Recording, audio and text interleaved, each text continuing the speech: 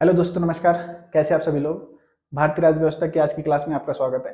दोस्तों, आज की जो क्लास मैं लेने जा रहा हूँ, जो लेक्चर आपको देने जा रहा हूँ, इसमें आपको तीन चार टॉपिक पे डिस्कस करेंगे हम लोग आपसे। तो इसमें जो सबसे पहले आज आपको बताऊंगा, इसमें सबसे पहले आपको बताऊंगा CAA, ठीक है, यानी कि सिटीजनशिप अमेंडमेंट एक्ट 2019। और उसके बाद बताऊंगा आपको NRC क्या है, उसके बाद NPR क्या है और असम समझौता क्या है। इन सब चीज़ों पे डिस्कस करेंगे। तो चलिए इस पे आगे बढ़ते हैं। तो सबसे पहले आपसे डिस्कस करूंगा CAA, सिटीजनशिप अमेंडमेंट एक्ट पे। ठीक है, ये 2019 में ये हुआ था संशोधन। उसके बाद आपसे डिस्कस करूंगा NRC, national register of citizens. इसी में आपसे डिस्कस करूंगा असम समझौता 1985 में जो हुआ था। और उसके बाद आपसे डिस्कस करूंगा NPR, नेशनल पॉपुलेशन रजिस्टर। इन तीन चीज़ों पे आपसे आज डिस्कस करूंगा। तो दोस्तों, ये जो CAA है, ये है क्या? सिटीजनशिप अमेंडमेंट एक्ट है क्या?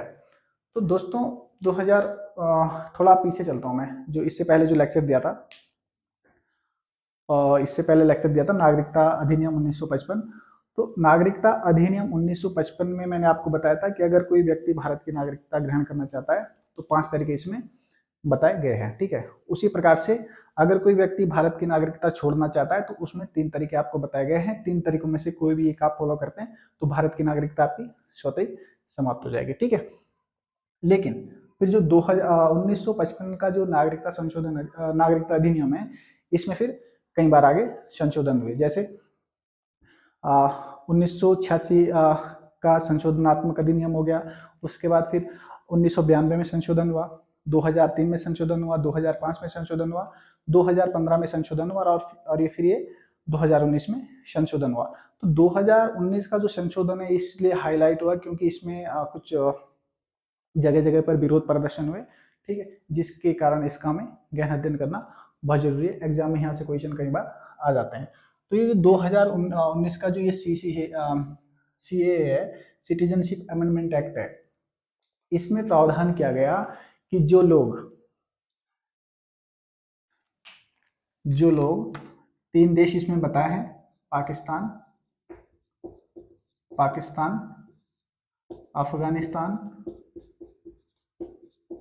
अफगानिस्तान और बांग्लादेश, इन देशों से अगर कोई व्यक्ति 31 दिसंबर 2014 के पहले भारत में आया है, ठीक है,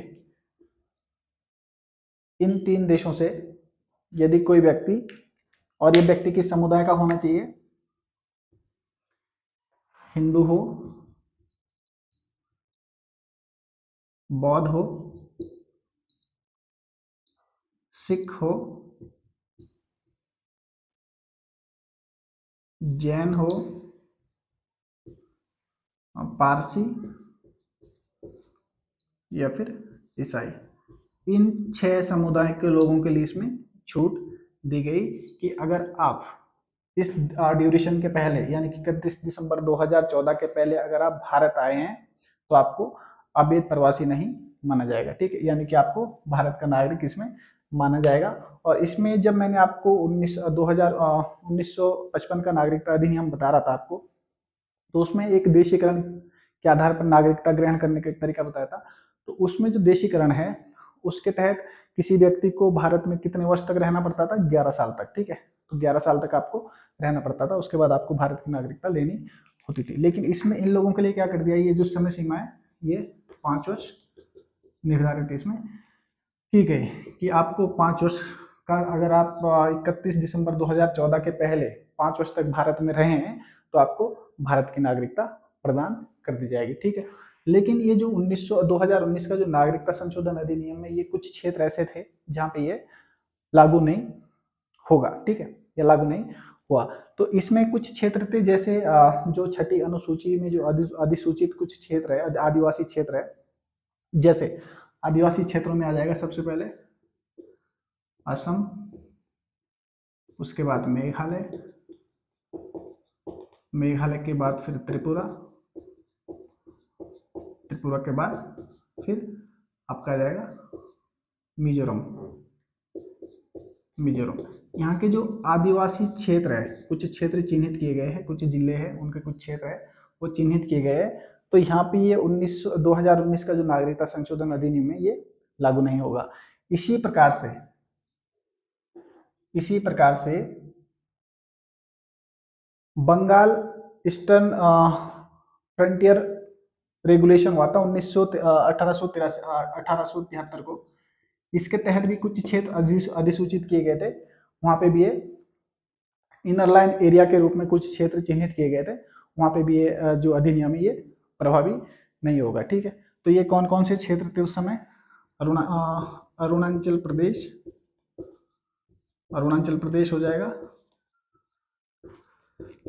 नागालैंड हो जाएगा और मिजोरम। मणिपुर पहले नहीं था, 2019 में इसमें मणिपुर को भी ऐड कर दिया गया।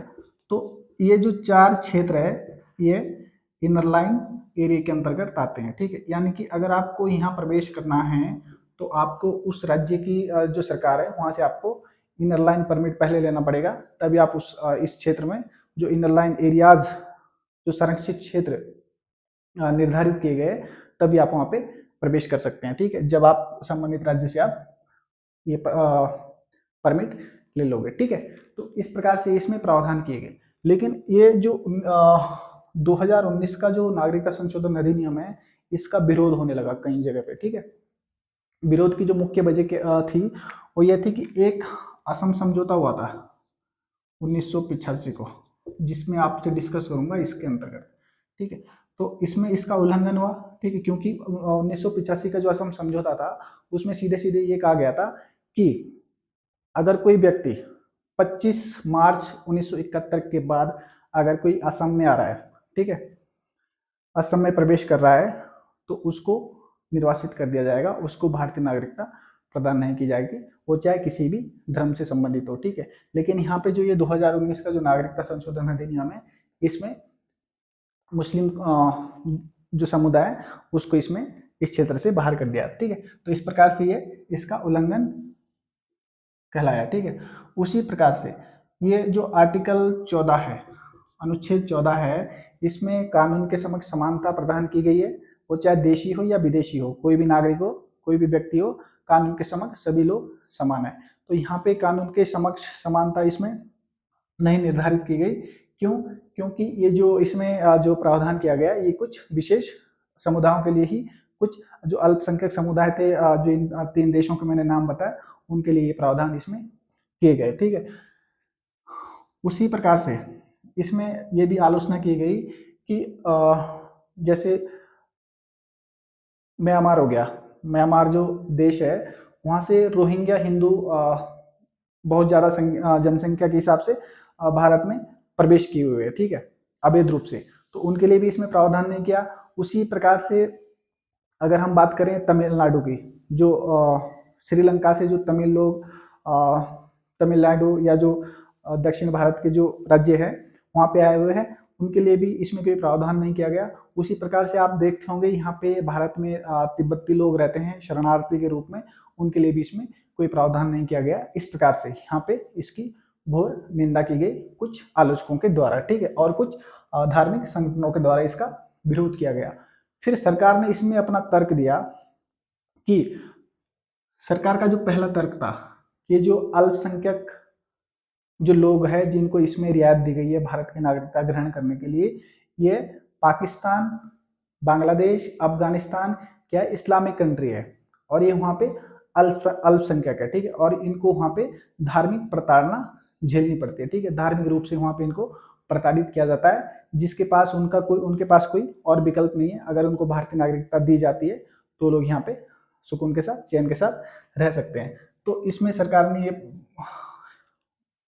ये हवाला दिया कि ये जो 3 देश है ये इस्लामिक देश है और यहाँ पे इन लोगों को धार्मिक आधार पर प्रताड़ित किया जाता है। और ये है भी सच्ची बात है, क्योंकि देखते होंगे आप पाकिस्तान में दिन दहाड़े किस किस तरह से जो है ना अल्पसंख्यकों को टारगेट किया जाता है। ठीक है, वहाँ पे खुद एक मुस्लिम जो व्यक्ति है वो खुद ही स्वयं को सुरक्षित नहीं महसूस कर पाता है। ठीक है, तो जो अल्पसंख्यक लोग हैं वो किस प्रकार से वहाँ पे खुद को सुरक्षित महसूस करेंगे। तो ये जो अधिनियम है एक प्रकार से उन लोगों के लिए बहुत ही ठीक साबित हुआ है। और फिर दूसरा इन्होंने तर्क दिया, जब ये बात आई कि भाई जो सिख जो और लोग हैं, जैसे तिब्बती शरणार्थी है, या फिर रोहिंग्या हिंदू है, या फिर तमिल जो लोग हैं, उनके लिए इसमें इसलिए प्रावधान नहीं किया गया क्योंकि सरकार जो है, जो जो भी सरकार रहती है, या इससे पहले जो सरकार रही है, आगे भी जो सरकार रहेगी, तो समय समय पे सरकार के द्वारा इसमें कानून में संशोधन लाकर इन लोगों के लिए अलग से इसमें प्रावधान किए जाते हैं। ठीक है, तो इस प्रकार से सरकार ने अपना इसमें बचाव किया। तो इस प्रकार से ये जो नागरिकता संशोधन अधिनियम 2019 है, ये लोकसभा से 10 दिसंबर 2019 को ये लोकसभा से पारित हुआ, 11 दिसंबर को ये राज्यसभा से पारित हुआ, राज्यसभा से, और 12 दिसंबर को इसमें राष्ट्रपति की अनुमति, इसमें स्वीकृति मिली। ठीक है, यानी कि 10, 11, 12 आप ध्यान रखेंगे, 10 दिसंबर को लोकसभा से पारित हुआ, 11 दिसंबर को राज्यसभा से, और 12 दिसंबर 2019 को राष्ट्रपति महोदय, उस समय कौन थे, रामनाथ कोविंद जी राष्ट्रपति थे, उनके द्वारा इस पर अपनी स्वीकृति दे दी। और ये जो विधेयक था ये क्या बन गया, अधिनियम बन गया, जिसके परिणाम स्वरूप 10 जनवरी 2020 से ये प्रभावी हो गया। ठीक है, इस तरह से आप ये सीएए को याद रखेंगे। ठीक है, एग्जाम में जो ये मैंने अब बताया आपको, इनर लाइन जो एरिया है, ये बहुत महत्वपूर्ण एग्जाम में आ जाएगा कि कौन से इनर लाइन एरियाज 2019 का जो नागरिक संशोधन अधिनियम है, उसमें कौन कौन से राज्यों में इनर लाइन परमिट क्षेत्र लागू किए गए, या फिर कौन से आदिवासी क्षेत्र है जहाँ पे ये लागू नहीं हो सकता, ये एग्जाम में आ सकता है। ठीक है, उसी प्रकार से इसमें आ जाएगा कि भाई कौन कौन से समुदाय है जिसमें इसको जिनको इसमें छूट दी गई है, या फिर समय आ जाएगा कि किस समय से पहले के लोगों को इसमें नागरिकता दी जाएगी। ठीक है, तो ये सारी चीजें आप याद रखेंगे। बाकी ये जो देश है 3, ये भी आप याद रखेंगे, एग्जाम की दृष्टि से काफी महत्वपूर्ण है। ठीक है, अब चलते हैं एनआरसी पे। एनआरसी क्या है दोस्तों, अच्छे से अध्ययन करें आप, तभी इसका फायदा है। अदरवाइज अगर आप ऊपर ऊपर से इसको पढ़ेंगे तो फिर समझ में नहीं आ पाएगा। जिस भी तरीके से यहाँ से बताया जा रहा है उस तरीके से आप अध्ययन करने का प्रयास करेंगे। बाकी सबका अपना अपना तरीका है पढ़ने का, उसको आप फॉलो कर सकते हैं। आपकी जो स्ट्रेटेजी है अपनी पर्सनल, उससे भी आप इसके अध्ययन को आप कर सकते हैं। ठीक है, अब आता है NRC, national register of citizens. ठीक है, NRC means national register of citizen, राष्ट्रीय नागरिक रजिस्टर। ठीक है, या राष्ट्रीय नागरिकता रजिस्टर। तो इसमें जो एनआरसी है, एनआरसी एक रजिस्टर है। ठीक है, जिसमें जो असम के निवासी है, 1991 की जो जनगणना हुई थी, पहली जनगणना हुई थी भारत की, 1951 में जब पहली जनगणना हुई थी, उसी के आधार पर ये असम में एनआरसी लागू किया गया था। ठीक है, तो असम देश का पहला राज्य है, या असम ही एकमात्र ऐसा राज्य है जहाँ पे ये एनआरसी इस समय लागू है। ठीक है, तो एक पूर्वोत्तर भारत का एक मैप बना देते हैं, उसके आधार पर इसको समझने का हम प्रयास करते हैं, थोड़ा इजीली आपके समझ आ जाएगा। ये हमारा हो गया पूर्वोत्तर भारत का मैप।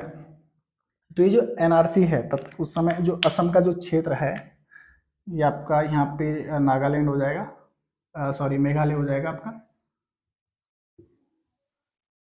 और ये जो क्षेत्र है आपका, ये असम हो गया। ठीक है, ये आपका त्रिपुरा हो जाएगा, ये आपका मिजोरम है, ये मणिपुर है, और यहाँ पे क्या है, नागालैंड, और ये क्या है, अरुणाचल प्रदेश। ठीक है, तो ये जो क्षेत्र है, इसके बाद फिर ये पश्चिम बंगाल आ जाता है। ठीक है, वेस्ट बंगाल। तो ये जो क्षेत्र है, एनआरसी लाया गया था उस समय असम के लिए, क्योंकि जब हमारा देश स्वतंत्र हुआ तो उस समय तो लोग इधर उधर से हुए थे। ठीक है, यहाँ से कुछ लोग असम से, कुछ लोग इधर बांग्लादेश चले गए, कुछ लोग बांग्लादेश से असम, या जो यहाँ पे जो ये पूर्वोत्तर भारत के राज्य है यहाँ पे चले गए। ठीक है, उसी प्रकार से अगर हम बात करें अपने पश्चिम भारत की, तो पश्चिम भारत में भी कुछ लोग पाकिस्तान से भारत आए और कुछ लोग भारत से पाकिस्तान गए। इस प्रकार से लोगों के जो आने जाने का क्रम है वो जारी रहा, ठीक है। लेकिन यहाँ पे ये स्थिति कुछ भयानक हो गई जब ये पूर्वी पाकिस्तान और पश्चिम पाकिस्तान के मध्य आपस में ही युद्ध शुरू हो गया, ठीक है। तो यहाँ पे जो लोग थे, क्योंकि यहाँ पे जो ये पश्चिम पाकिस्तान है, इनके द्वारा ये पूर्वी पाकिस्तान का जो इलाका है, यानी कि जो वर्तमान में बांग्लादेश है, यहाँ पे लोगों पे अत्याचार किए गए, ठीक है, सामूहिक नरसंहार किए गए, जिसकी वजह से लोगों ने क्या किया, डर के यहाँ से कुछ इधर भाग गए, कुछ इधर भागे, कुछ इधर भागे।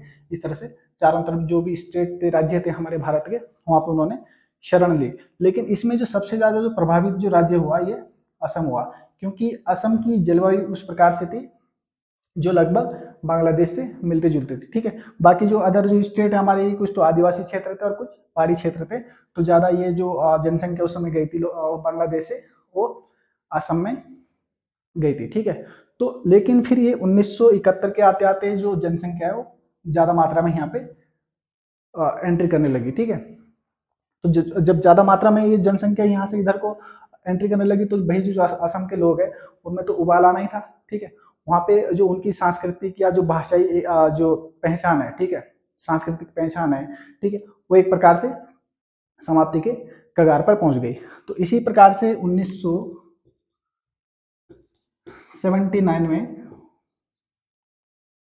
जो असम के जो राजनीतिक जो संगठन थे, उन्होंने आंदोलन शुरू कर दिया 1969 में, ठीक है। 1969 में आंदोलन शुरू कर दिया और यहाँ पे फिर भयंकर हिंसा होने लगी, यानी कि असम के अंदर ही जो शरणार्थी बांग्लादेश से भारत आए थे, कई शरणार्थियों की यहाँ पे हत्या हो गई, ठीक है, इस दौरान। तो फिर भारत सरकार ने क्या किया, 15 अगस्त 1985 को ये जो असम में जो संगठन आंदोलन कर रहे थे उनको वार्ता के लिए बुलाया, ठीक है। तो 15 अगस्त 1985 को वार्ता हुई, जिसमें ASU यानी कि ऑल असम स्टूडेंट यूनियन ने भाग लिया, और असम गण संग्राम परिषद, उस समय एक संगठन था। एक तो हो गया ऑल असम स्टूडेंट यूनियन और दूसरा हो गया असम गण संग्राम परिषद, इन्होंने इसमें भाग लिया, ठीक है, और भारत सरकार के साथ समझौता किया। उस समय प्रधानमंत्री थे राजीव गांधी जी, उस समय प्रधानमंत्री थे, और इसमें एक समझौता किया। तो इसको हम किस नाम से जानते हैं, असम समझौते के नाम से। ये जो समझौता हुआ था इसको हम किस नाम से जानते हैं, असम समझौता, ठीक है। और इसी के परिणाम स्वरूप जो ये NRC ने रूप लिया, ये इसी के परिणाम स्वरूप इसने NRC का रूप लिया, ठीक है। अब असम समझौता क्या था, इसमें क्या क्या प्रावधान थे, अगर सबसे पहले हम बात करें तो सबसे पहले जो असम समझौते का जो बिंदु था, इसमें ये बात कही गई कि भाई जो असम है वहाँ पे NRC लागू किया जाए, यानी कि नेशनल रजिस्टर ऑफ सिटीजन्स लागू किया जाए। और इसमें जो व्यक्ति 24 मार्च 1971 24 मार्च 1971 अगर कोई व्यक्ति भारत आया, ठीक है, तो उसको तो भारतीय नागरिकता दे दी जाए, ठीक है। और अगर इसके बाद कोई 25 मार्च 1971 के कोई या इसके बाद कोई व्यक्ति भारत आता है, तो उसको क्या करार दिया जाएगा, अवैध प्रवासी करार दिया जाएगा, और उसको भारत से निर्वासित कर दिया जाएगा। तो ये इसमें भी दो चीज इसमें निर्धारित की गई। 1951 से 1961 तक जो व्यक्ति भारत आ गए बांग्लादेश से या कहीं और जगहों से, तो उनको तो इसमें सीधे सीधे भारतीय नागरिकता प्रदान की जाएगी। लेकिन अगर 1961 से 1971 तक इस बीच कोई व्यक्ति भारत आया है, तो उनको भारतीय नागरिकता तो दे दी जाएगी, लेकिन उनको वोट देने का अधिकार इसमें नहीं दिया गया। ये प्रावधान इसमें किए गए। तो इस प्रकार से जो ये असम समझौता है, इसी के तहत जो ये NRC है इसको लागू किया गया, ठीक है। और ये असम में इसको लागू किया गया, और इसी के आधार पर यहाँ पे जो अवैध प्रवासी है उनकी यहाँ पे इसी आधार पर पहचान की जा रही है। ठीक है, उसी प्रकार से फिर ये एनआरसी के तहत ही 2015 में सुप्रीम कोर्ट ने असम में नागरिकों के सत्यापन के लिए एक अभियान चलाया। ठीक है, 2015 में नागरिकों के सत्यापन के लिए एक अभियान चलाया। जब अभियान की जो ये अंतिम रिपोर्ट 2019 में ये जारी हुई, 2019 में ये जारी हुई, जिसमें लगभग 19 लाख लोग क्या थे, अवैध प्रवासी थे। अवैध प्रवासी थे लगभग 19 लाख लोग। ठीक है, अब जो 19 लाख लोग, जो ये एनआरसी की जो रिपोर्ट आई 2019 में, इसके आधार पर तो फिर इनको बाहर कर दिया जाएगा, लेकिन इनको एक और मौका दे दिया, इसमें दिया गया कि भाई अगर आप यहाँ के निवासी है तो आपको एक और मौका दिया जा रहा है और आपको विदेशी विदेशी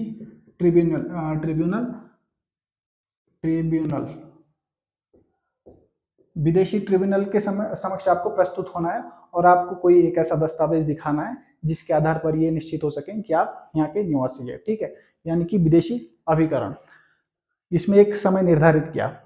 इसके बाद अगर आप यहाँ से हार जाते हैं, विदेशी जो ट्रिब्यूनल है, विदेशी अभिकरण है, विदेशी अभिकरण एक जो जज है, जजों का एक समूह था। ठीक है, भारतीय जजों का एक समूह था जो इस पर निर्णय करती थी कि भाई ये व्यक्ति यहाँ का निवासी है या नहीं है, असम का निवासी है या नहीं है। ठीक है, उसके बाद अगर ये व्यक्ति विदेशी ट्रिब्यूनल से हार जाता था तो ये हाई कोर्ट में जा सकता था, हाई कोर्ट में जा सकता था। अगर हाई कोर्ट से भी हार गया तो कहाँ जा सकता था, सुप्रीम कोर्ट में। ठीक है, और अगर सुप्रीम कोर्ट से भी हार जाता तो क्या होता था, सुप्रीम कोर्ट से हारने के बाद व्यक्ति को कैद कर दिया जाता था। ठीक है, उसको जेल में डाल दिया जाता था।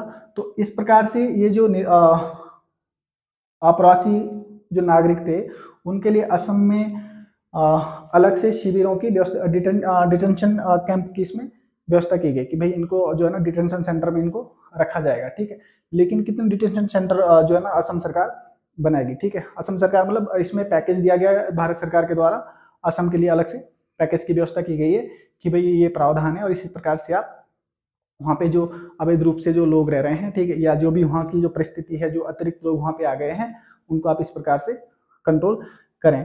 तो इस प्रकार से ये डिटेंशन सेंटर उनके लिए बनाए गए। अब आगे इन पे क्या होना है क्या नहीं होना है, इन सब चीज़ों पे अभी भारत सरकार ने अपना रुख स्पष्ट नहीं किया है, पर फिलहाल इस प्रकार से एनआरसी असम एक ऐसा राज्य है भारत का जहाँ पे लागू कर दिया है। अभी भारत के और राज्यों में लागू होगा या नहीं लागू होगा यह भी तय नहीं है। ठीक है, या भारत में कब से लागू होगा यह भी तय नहीं है। हालांकि 2019 में जो हमारे गृह मंत्री थे उस समय, अमित शाह जी, उनके द्वारा एक स्टेटमेंट दिया गया जिसमें उन्होंने कहा था कि जो एनआरसी है उसको पूरे भारत में लागू किया जाएगा। ठीक है, हालांकि अभी लागू नहीं हुआ है, आगे देखते हैं क्या होता है। उसके बाद चलते हैं दोस्तों एनपीआर पे। थोड़ा इसको ज़्यादा ही गड़चड़ हो गया कुछ, तो दोस्तों आप इसका जो है ना अच्छे से अध्ययन करें, तभी आपके समझ में आएगा। जैसे जैसे मैं आपको बता दे रहा हूँ, इसमें आपको सीक्वेंस के हिसाब से आपको बता रहा हूँ, सीक्वेंस के हिसाब से ही आपको जो है ना समझने में आसानी हो जाती है। ठीक है, इसके बाद हमारा जो टॉपिक था एनपीआर।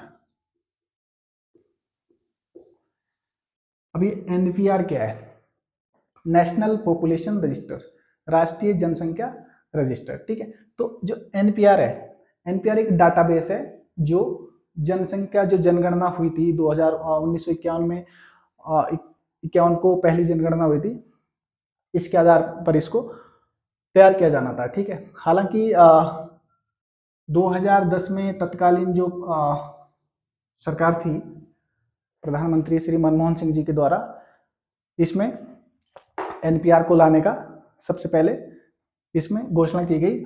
और जो एनपीआर है ये भारत का जो नागरिकता अधिनियम 1955 है, इसमें भी इसका प्रावधान किया गया है।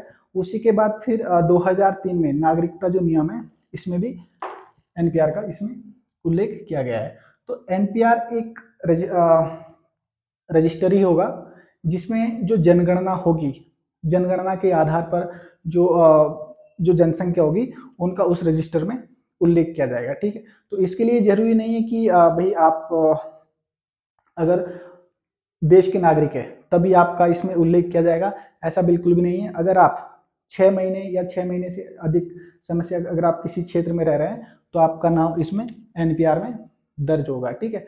और उसी के आधार पर जो सरकारी योजनाएं जिस भी क्षेत्र में लागू होती है उन योजनाओं का लाभ ले सकते हैं, ठीक है। ये जो एनपीआर है और एनआरसी है ये बिल्कुल एक दूसरे से हटके है। एनपीआर का जो मकसद है वो जो जनसंख्या देश में रहती है उसके तहत योजनाओं का लाभ जनसंख्या को देना है। और जो एनआरसी है, एनआरसी का जो मकसद है वो देश के अंदर नागरिकों की पहचान करना है, ठीक है, कि कौन देश के वास्तविक नागरिक है और कौन अवैध रूप से रह रहे हैं। तो इस प्रकार से 2015 में इसका अपडेशन का कार्य भी इसमें किया गया, ठीक है, जो अभी भी जारी है, ठीक है। अब एनपीआर कब तक जारी होगा, पूरे भारत का जो रजिस्टर्ड है, क्योंकि ये जनसंख्या के आधार पर ही जारी होता है। अभी इससे पहले जो जनगणना हुई थी 2011 की जो जनगणना थी, 7वीं जनगणना, ठीक है, 2011 में जो जनगणना हुई थी उसके आधार पर तैयार किया जाता है, या फिर अभी जो जनगणना होगी 2021 की जिसका क्रम अभी जारी है उसके आधार पर ये तैयार किया जाएगा। ये फिलहाल देखने की बात है, ठीक है। तो इस प्रकार से ये जो एनपीआर है यह किसी देश की जो जनसंख्या जो जनगणना जो हमारे देश की जो जनगणना हो रही है, ठीक है, या हुई है उसके आधार पर ये एनपीआर तैयार किया जाता है, ठीक है। तो इसमें आपको जो एनपीआर है इसमें जो कर्मचारी है सरकार के वो आपके घर घर आएंगे और आपसे जो आपकी जो जानकारी है आपको देनी होगी। जैसे आपका नाम हो गया, आपके माता पिता का नाम हो गया, आपकी जन्म तिथि हो गई, डेट ऑफ बर्थ है, ठीक है। उसी प्रकार से आपका धर्म है, शैक्षिक योग्यता है, ये सारी चीजें इसमें आपसे पूछी जाएगी, ठीक है। और उसी के आधार पर ये डाटाबेस तैयार किया जाएगा, ठीक है। हालांकि इसमें अभी ये कोई प्रावधान नहीं है कि इसमें आपके जो डॉक्यूमेंट्स है वो हार्ड रूप में आपसे लिए जाएंगे या नहीं लिए जाएंगे। फिलहाल इसमें समय समय पर भी अपडेशन होते रहते हैं, उसका आपको जब भी कोई इस प्रकार से अपडेशन होता है वो आपको अलग से बता दिया जाएगा। तो फिलहाल आप इतना इसमें ध्यान रखें, ठीक है। तो इस प्रकार से ये सारी चीज़ें आप अच्छे से अध्ययन करें। कई बच्चे कंफ्यूज में रहते हैं कि जो एनपीआर और एनआरसी है ये दोनों एक ही चीज़ है, दोनों बिल्कुल अलग अलग चीज़ें हैं, ठीक है। एनपीआर से हमें पता चलता है कि जो देश के अंदर जो लोग रह रहे हैं, ठीक है, उनको काउंट करना, ठीक है, उनको सरकारी योजनाओं को का लाभ देना। और एनआरसी हमें बताता है कि कौन देश के नागरिक है और कौन अवैध रूप से देश में रह रहे हैं, ठीक है। तो ये चीजें आप अच्छे से अध्ययन कर लें। इसके बाद जो हमारा टॉपिक रहेगा अगला, क्योंकि आज नहीं बता पाऊंगा, एनआरआई PIO OCI, इसमें ये चीज़ें आपको बताऊंगा। एनआरआई नॉन रेजिडेंट इंडियन और पर्सन ऑफ इंडियन ओरिजिन और ओवरसीज सिटीजन ऑफ इंडिया। उसके बाद आपसे डिस्कस करूंगा पासपोर्ट पे आपसे डिस्कस करूंगा, और वीज़ा। ये दो चीज़ें आपसे, अगर ये एक ही लेक्चर में कंप्लीट हो जाती है तो एक ही चीज़ में कंप्लीट कर दूंगा। उसके बाद आपसे डिस्कस करूंगा मूल अधिकार पे, ठीक है। तो मेरा भी प्रयास ये रहेगा कि मैं जल्द से जल्द ये जो जितने भी यहाँ से जो टॉपिक है इसको फटाफट आपके समक्ष रखूं, और ये जितना भी जो भी सिलेबस है वो फटाफट अपना कंप्लीट हो जाए, ठीक है। लेकिन समय का अभाव है, हमें भी किसी ना किसी तरह से टाइम निकालना पड़ता है, तो उस तरह से ये जो कंटेंट है ये तैयार करने पड़ते हैं। तो इस प्रकार से दोस्तों आप ये इसका अच्छे से अध्ययन कर लें, एग्जाम में ये चीज़ें आ जाती है, ठीक है। तो बाकी मिलते हैं आपसे अगले लेक्चर में। तो आप बने रहिए हमारे SSG एकेडमी यूट्यूब चैनल पर। तब तक के लिए धन्यवाद।